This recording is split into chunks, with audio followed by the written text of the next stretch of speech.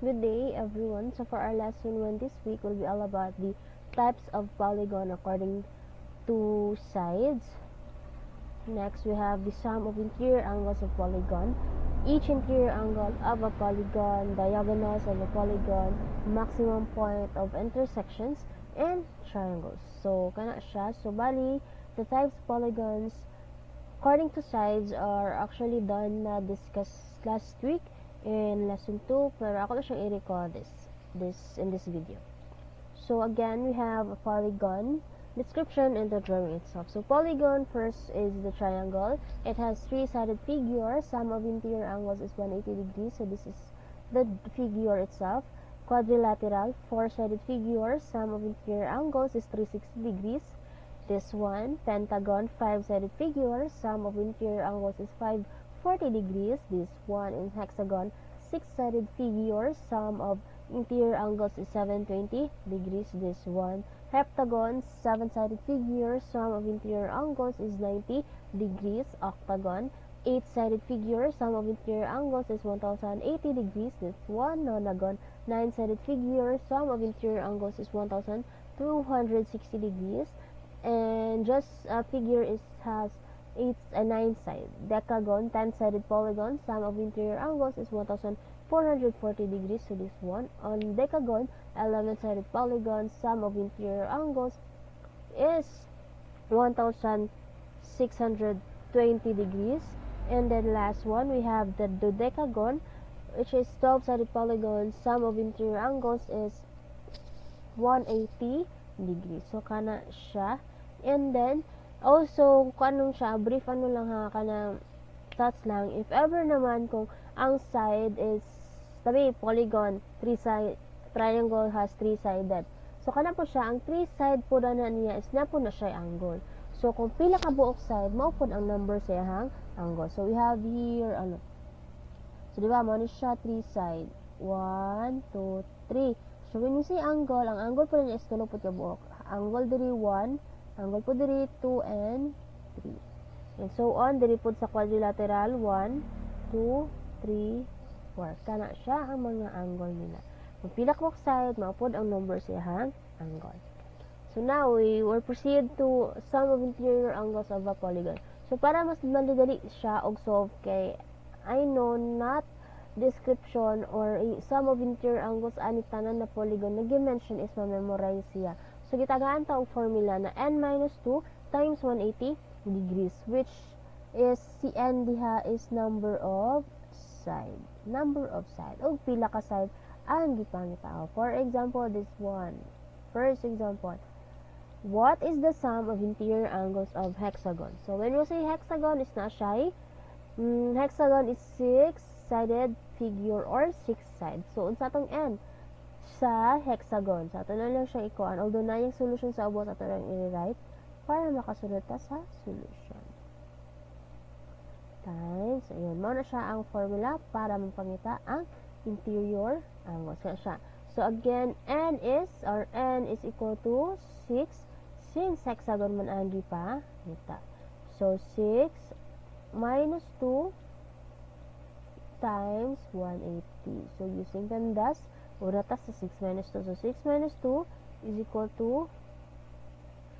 to 4 times 180. And then after that, imo na siyang i-times. So 4 times 180 is just equal to, imagine na lang siya, 0, 16, 32, 4, and 7.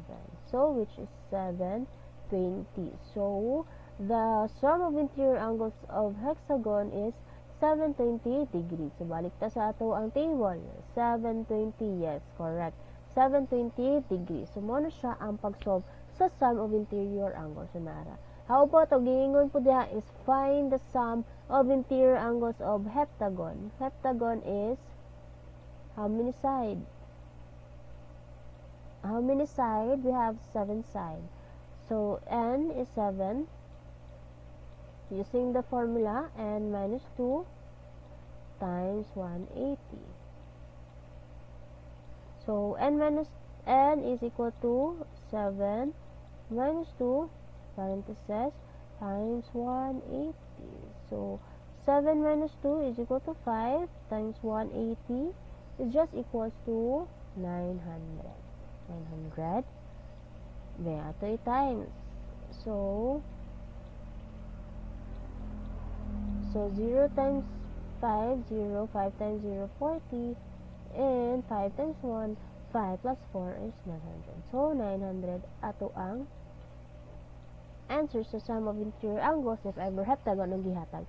So, heptagon is 900 degrees. Sakto siya. Next, we have now the each angle of a polygon. Actually, ang kani siya is angle na pot ang gipangita. Each interior angle of a polygon. So, we have a formula n minus 2 times 180 degrees over n. And then again, n is just equals to number of side na ha. So, what is the measure of the interior angle dodecagon? So, using the formula n minus 2 times 180 over n. So, dodecagon has 12 sides. Sakto? Yes, 12 sides.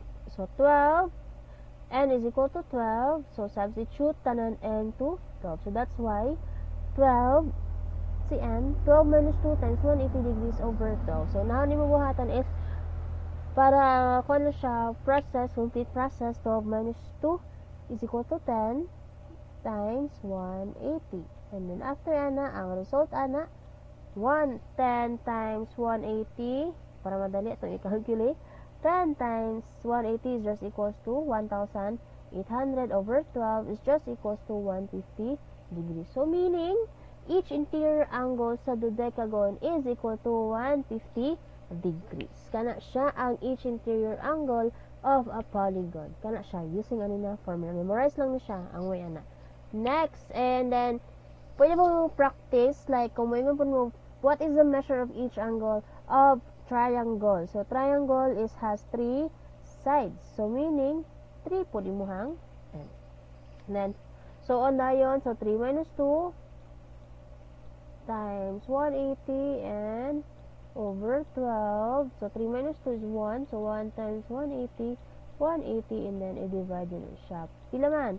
180 divide 12 is just equals to pila. 180 divide 12. Di ko calculator guys ha. Kung i-calculate. Equals 15. So, meaning, each angle sa triangle is 15 degrees. Next, we have now the diagonals of a polygon. So, n, we have the formula n times n minus 3 over 2. How many diagonals are n nonagon? So, again, same process siya. Pero diri na part is diagonals na ang iyahang gipangita. So, we have now the n against formula for diagonals of a polygon n times n minus 3 over 2, which is n is just equals to number of side. Yapon na siya. N is equals to number of sides. So, same. Ang gipangita is nonagon. So, nonagon has 9 side. When we say diagonals na good is, mao na siya ang ihang line. Pila daw ka line. Pila daw ka diagonals atong makita sa nonagon. Na siya. So, using the formula, n is equal to 9. Since nonagon is 9 side. So, 9 times 9 minus 3 over 2. And then, same process. 9. Ito na yung minus 1 na 9 minus 3 is equal to 6. And then, 9 times 6 is equal to 54. Over 2, 54 na siya ha, is equal to 27 diagonals. Muna siya ang formula. Actually, ang technique dito is memorize nyo ang formula ni sum of interior angles of a polygon. Each interior, again ha, each interior angle of a polygon and then diagonals of a polygon.